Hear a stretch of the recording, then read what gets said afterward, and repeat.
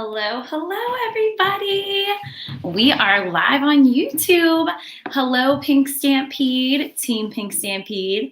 I am going to make sure that we are good to go, and then we will get started. So tonight we're going to be talking about vendor events. And we all know as direct sellers, vendor events can be a very fruitful opportunity, and they can be kind of a not so fruitful opportunity. So I have some suggestions and some things that have worked for me, things that I have learned being in the industry for the last a little like 6.5 years. And just kind of an overview of questions that you should ask before committing to a vendor event. So that you can make sure that this is going to be worth your time and your effort. So when you're here, say hello. If you are watching the replay, just type in #replay. Tell me something that you like about this video or a tip that you picked up from this video while you're here. So let's get started. First of all, I want to talk to you quickly about a little bit of housekeeping items for our team.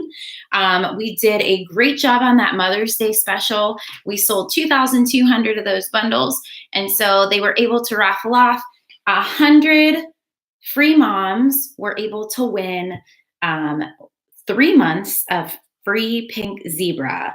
And so 2 of those people who ordered those bundles are on Team Pink Stampede, and they are Caitlin Wolf and Marty Heckert. So congratulations to them, and congratulations. We can't wait to see what you get when you get your goodies, because they are exclusive to that promotion and exclusive to you. We do not sell the goodies you're going to be getting. We want you to post those goodies on our team page so we can see what you got.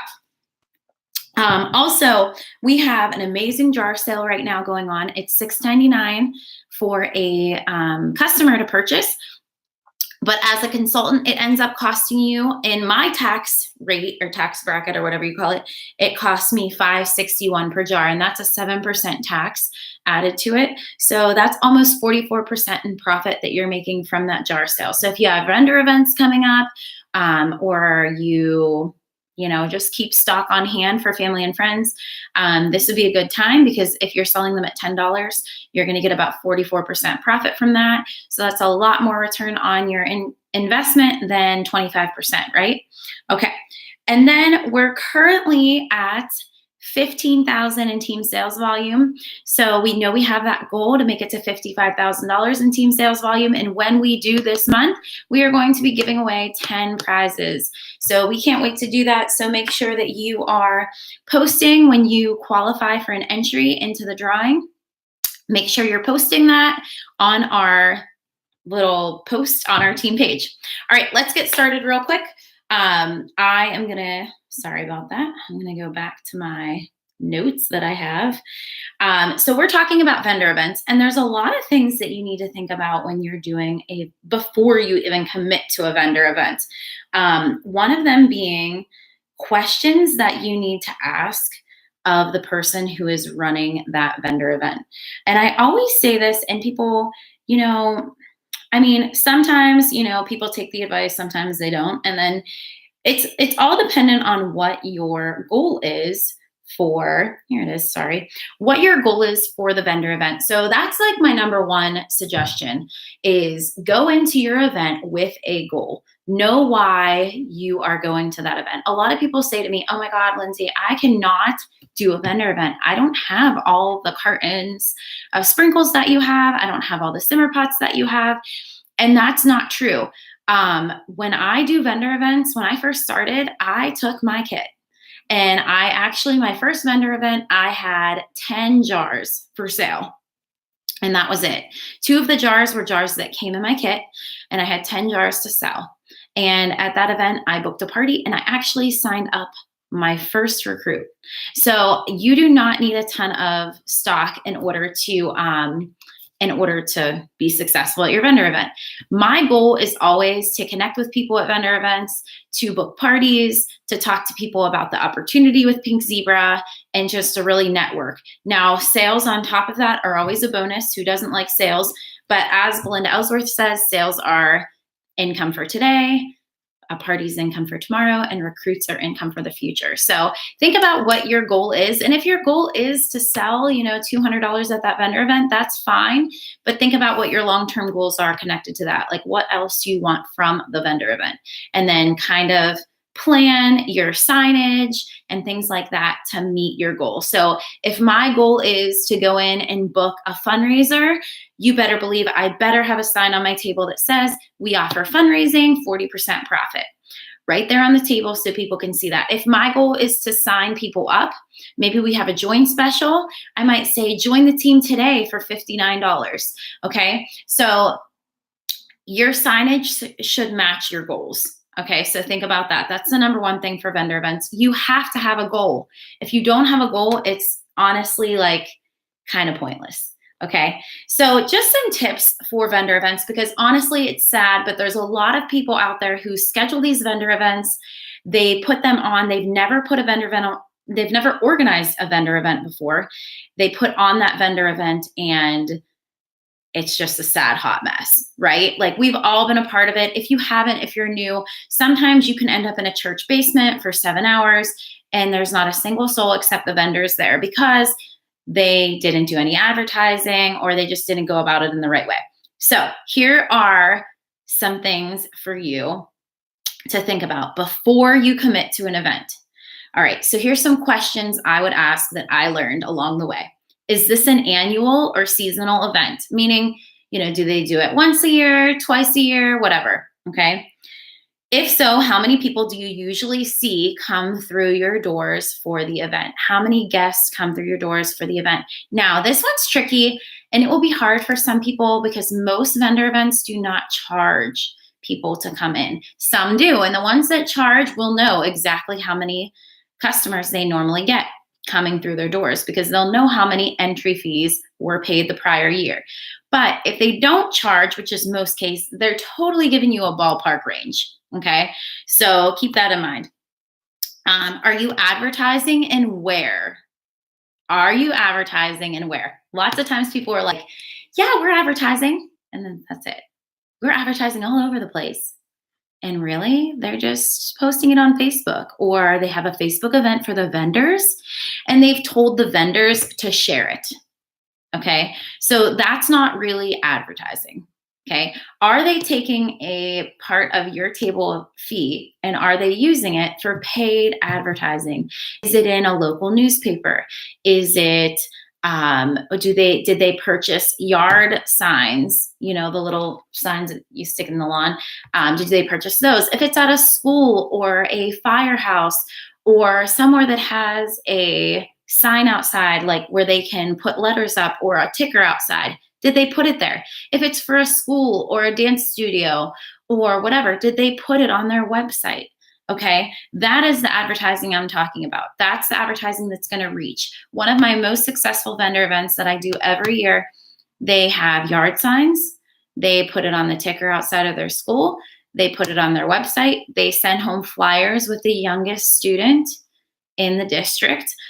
So they're reaching. They send out a robocall to the families in the school district so that they know that they are doing the vendor show. If they're not advertising, it's a waste of your time. Okay. If they're not advertising, it's a waste of your time. Now, granted, because of our price point and the quality of our products, I've had a lot of vendor events that maybe were a flop for other people that I did well at, and other people didn't because of our price point and because it smelled amazing and they could smell it without anything being plugged in. But yeah, so, it depends. But you always want to know what paid advertising they're doing, what advertising they're doing and what paid advertising they're doing. Because if they are a good event coordinator, they should be taking some of that fee that you're paying and placing it into advertising, putting it towards advertising. Okay, especially if it's like a $35 table, a $50 table. Like some of these table fees are getting ridiculous, and we kind of need to know where our money's going. Okay. Have you hung flyers up in the community or put it in the church bulletin? Like if it's a church, should be putting it in the church bulletin. If it's a school, lots of nearby churches will let them put it in their bulletin. Have you sent home flyers with kids from school? Make sure that they only allow one Pink Zebra rep. Make sure they only allow one Pink Zebra rep. Now, technically, it's not a rule in our consultant handbook, but you don't want to be there with another Pink Zebra rep. That's just ridiculous. And a lot of times vendor event coordinators don't care because they're collecting your table fee and that's all they care about. Okay. So make sure they only allow one Pink Zebra rep. Ask how many vendors they will have total. And out of those vendors, how many vendors will they allow to be fragrance vendors? Okay. So think about this. If you've gone to a vendor event, either as a customer or as a vendor, and you've walked around, how many jewelry tables have you seen? They might have 30 tables, and how many jewelry tables? You know, there's like 5 people that make their own jewelry. There's paparazzi, there's Plunder, there's Premier, there's Sabika, and they've let literally a third of the vendors be jewelry. That's not fair. So make sure that you ask, how many total vendors do you have, and how many fragrance vendors are you allowing into your event? You're allowed to ask these questions, guys. You're giving them money that they need for whatever their cause is and whatever they're having the event for. Which brings me to my next question. If it's not super obvious and it doesn't say like girls volleyball vendor event for whatever school district, ask what the cause is. Where is your table fee going? Where's the money going? Unfortunately, there are a lot of shady people out there lately, and they're just having vendor events. They're renting a hall for maybe $200, charging everyone a $40 table fee, and they're pocketing the money. So the vendor event literally benefits nobody except the person who set it up. I know, mind blown, right? So a lot of times when their vendor event does not benefit anyone, there's no draw to come to it, right? So if there's a cheerleading squad, who's definitely coming to that vendor event? The cheer parents. If there's a band vendor event, who's definitely coming? Those band parents. If there's a vendor event at a firehouse, who's coming? All those firemen's families, their moms, their wives, their daughters, they're coming to shop, right? Because there's a draw to support that cause. If there's no cause, there's no draw. So make sure you know what the draw is, what the point is, what the cause is, and that it's not super shady. Because a lot of times what ends up happening is those people who are having it for their benefit to pocket that money, they sometimes don't even have the vendor event, and then people have a hard time getting their money back. Kind of crazy. Okay. What will you do at the event to drive traffic to vendor tables? So some of you are probably like, what are you talking about? This is so awesome when people do this. So sometimes it's real simple, and this one isn't as effective, but sometimes to draw traffic to your table at the event, they will do like advertisements, like every hour they might get on the loudspeaker if it's a school, and they might say, head on over to Lindsay's Pink Zebra table. She has a make your own jar bar where you can make your own scent to use in a warmer for $10. If you don't have a warmer, you can make your own candle. Okay, so they kind of do like a 20-second ad for you, and they switch up what vendors they do each time. Okay, that's one. Some people have like a TV, like if it's at a school on the TV, they'll have advertising, like the logos of every vendor that's there at that event. Those two are great. They're kind of like an afterthought. They're really not the best. It doesn't really work the best. The better ones are when they come in and they say, hey, thanks for coming to the vendor event. And they give them like a little card. I've had such good luck with these. So they give them a card. This is the organizer of the whole event that does this. They give everyone that comes in a little card. Maybe it has 16 empty blocks on it. And they gave every vendor a little stamper. Okay. Hey, when you get this stamped by 16 vendors, when you stop at their table today, you can put it in for our door prize drawing. Okay. And different places have had different door prize drawings. Like they've had like a $25 gift card. The last event that I did, the school board donated a huge prize. It was $300 worth of gift cards in a basket. So everyone wanted that door prize. So guess what they did? They came to our tables and they talked to us.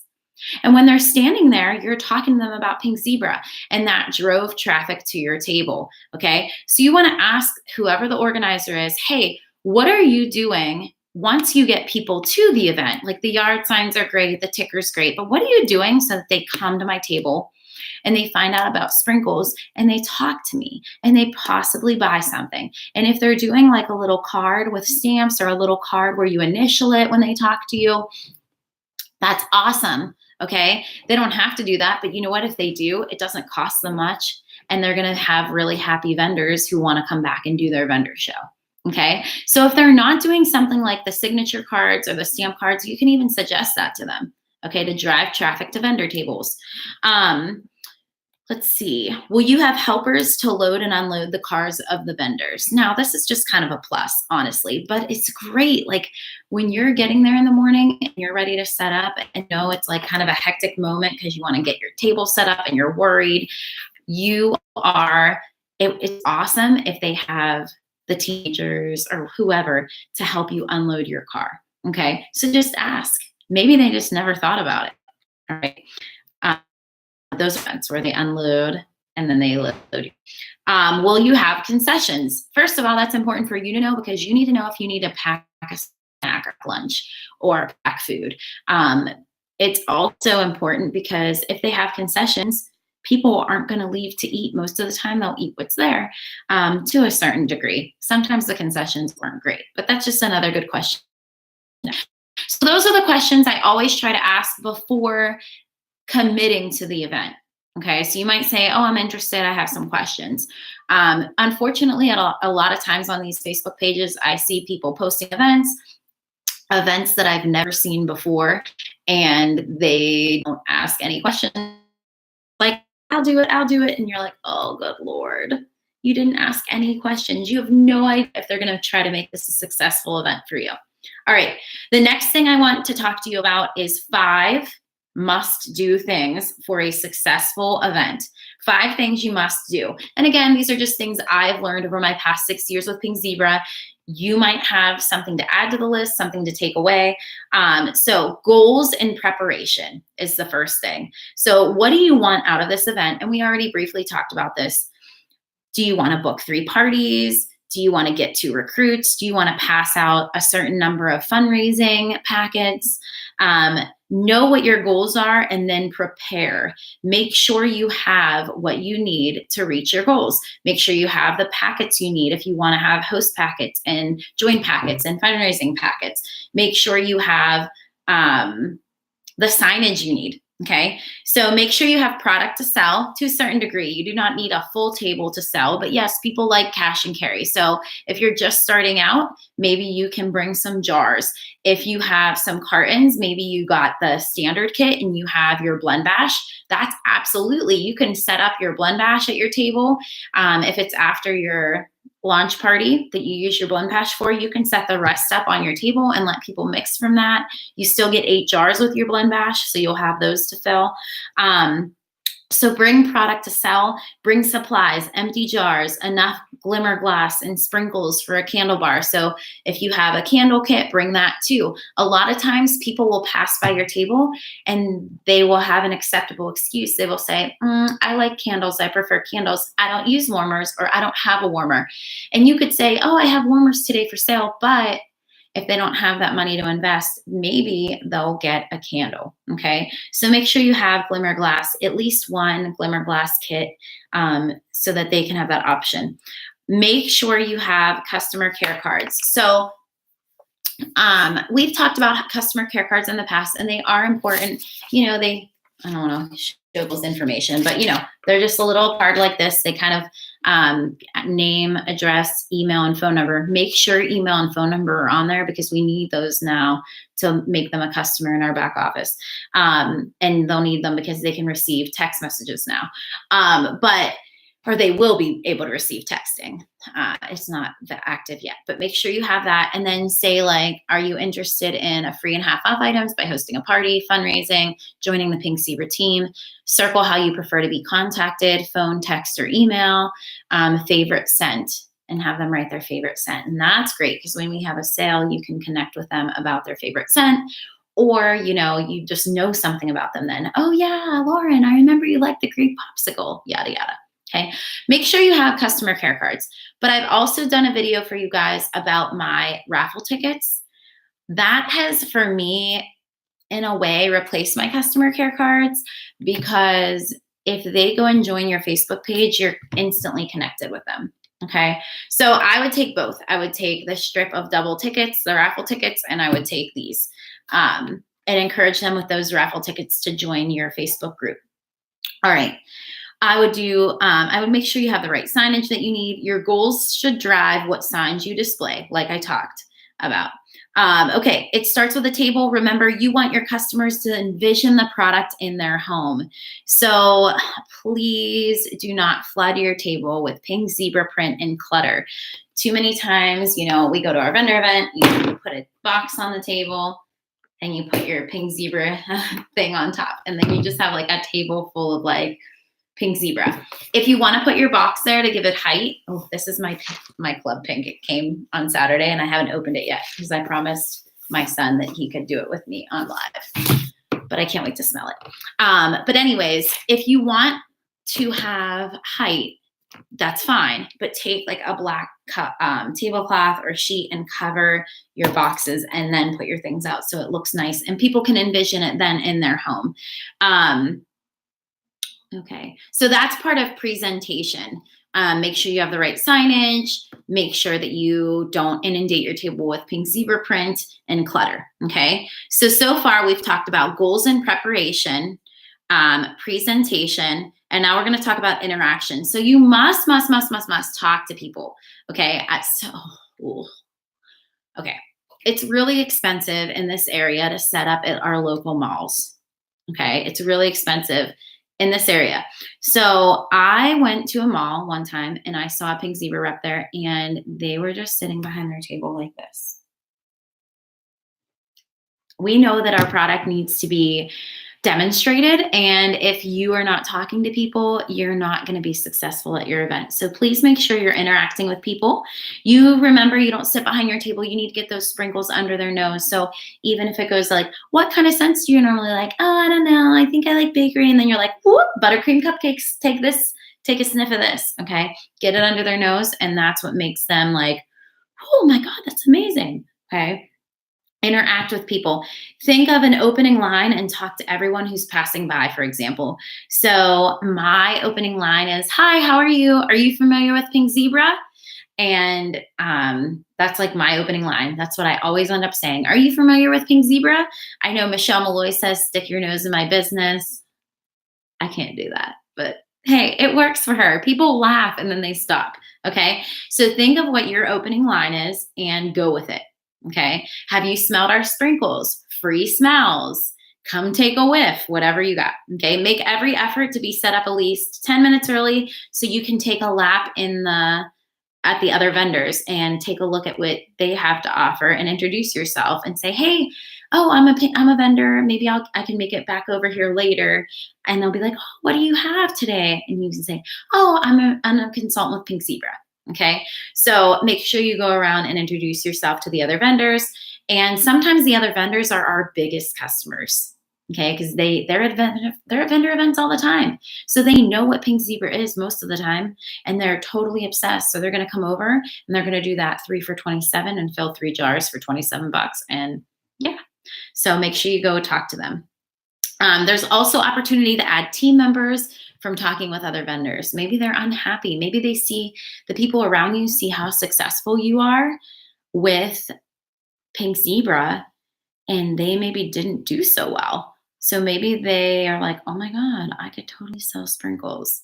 Nobody bought my pottery today. Okay. So there's an opportunity there. Okay.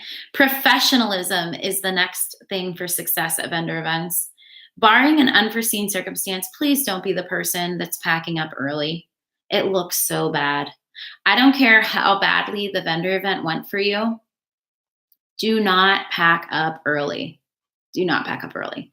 Um, the last event I did was amazing. Like, not only just for me, like people around me were doing amazing. There was a lot of traffic. They were buying, people were stopping at tables. And this woman who like knitted things packed up and left like an hour and a half early. And she just like drug her crap through the gym where everyone else was, and there were still customers. It just looked really bad. Don't be that person, obviously, unless you have like a family emergency. That's different. But don't be that person. Be professional. Treat the people around you with respect. Make sure you don't infringe on their space. Every vendor has a certain amount of space. If you do, have something in their area when they first get there, apologize. Oh, I'm sorry, I can move that. I just sat it there, blah, blah, blah. Most of the time people are super nice, but make sure that you are, just being professional. Treat the people around you with respect. Introduce yourself to the event coordinator. Most of the time you don't know them and you're just interacting through email or through paper or snail mail, and they don't know who you are. So let them put a face to the name. Oh, Pink Zebra Consultant, Lindsay Gorski. Oh, now I know who you are. Okay. Start your relationship with them. Start building your relationship with them. Thank the event coordinator before you leave. Follow up and lead slips, follow up with recruits and fundraisers and parties 2 days later after that event.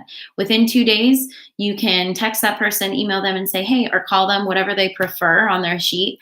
Say, hey, Sarah, you were interested in fundraising. I just wanted to follow up with you about that and see when we can meet and discuss that. Load all customer info into ZebraNet to ensure they get the customer emails from Pink Zebra.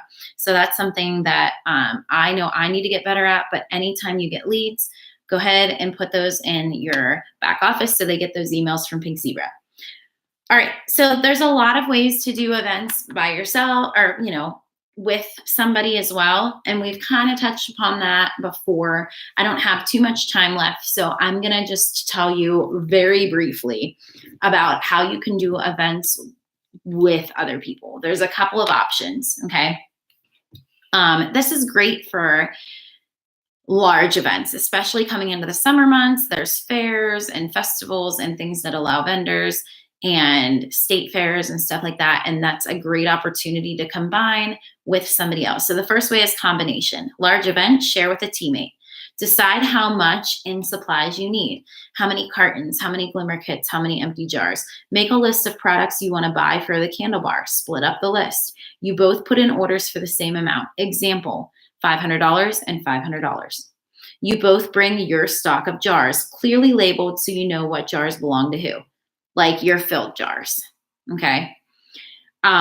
You know what jars belong to who, so you label them before you go, so there's no question on whose jar it is, okay? You split all costs for the candle bar. At the end of the event, you split up the leftover glimmer candles, cartons, and empty jars between you both. So say I put in 30 cartons and my partner put in 30 cartons, okay? And we sold from it and we split the profit. At the end of that vendor event, we're going to split up. We're going to go through and we shake the cartons and see what's, oh, this one's a half and this one's a half, okay? And normally it pretty much works out where you take back the cartons you ordered. Sometimes it doesn't, okay? Sometimes there's like a full one and then there's like a quarter of one and you have to figure that out. But split them up at the end, okay? That's combination. You each get half the cost from the candle bar, and you each get half of the profit from the candle bar. So unless you sell, so if I sold my partner's filled jar, then they get the cost and I get the profit. If I sell my own filled jar, I get it all, okay? Otherwise, you split everything in half. And then, yeah, so that is the best way to do it. That's the best way, is to go halves, go in half. And so that way, because we all know SV is life, so that way you're both getting the same amount of SV by putting in an order for that event, and you're both getting the same thing out of it, right? Another way to do it, which I hate to even suggest this, but it's an option, is say you're doing a 2-day event. It's Saturday and Sunday. One of you bring your stock on Saturday, the other one, and then you take it home. You break it down and take it home. You're both working on Saturday, right? And then that person takes it down or you guys take it down and that person takes it home. And then the next day on Sunday, you bring yours. So that's called flip flop. So like, one person does it the first day, one person does the second day. My only with that is a lot of times one of the days is a lot busier than the other. Like for example, one of the events I do with Michelle, Saturday is way busier than Sunday. So that really wouldn't be fair because she would move more of her product if she did Saturday, or if I did Saturday, I'd move more of my product. So I don't really suggest that one. Another option is that you bring, which I don't even like this, but say someone just wants to learn how to do a vendor event. They want to get some leads. They're new to your team. They don't really have a lot of stock. You could bring all of your stock, set the table up. They could come work with you, and they still get profit from, half the profit from what is sold because they're working there with you, and that's what they get out of it. And they get to take the leads of the people that they speak to. Okay. Now, if you're doing lead slips together with somebody, after you're done talking to someone and they fill it out, you just take that lead slip, you put your initial on the top. So then you put it in your raffle bin at the end of the night. Say it's me and Michelle, L and M. You take them out. It's like, oh, that's an L, that's an M, that's an L, that's an M. And so they take their lead slips and you take your lead slips. So you're both getting leads. You're both interacting with customers. And if you took raffle tickets, you're both adding customers to your VIP page. So it's a win-win for both. But if your teammate who you're working with has stock, I don't suggest that. Because again, SV is life. Sales volume is life. You always want to be working that sales volume and working towards those quick starts and all of that. So it's best if you go in halves if you can. Okay. All right, guys. Well, that is all I have for you about vendor events. I hope some of this was helpful. It's just some of the things that I've learned over the years.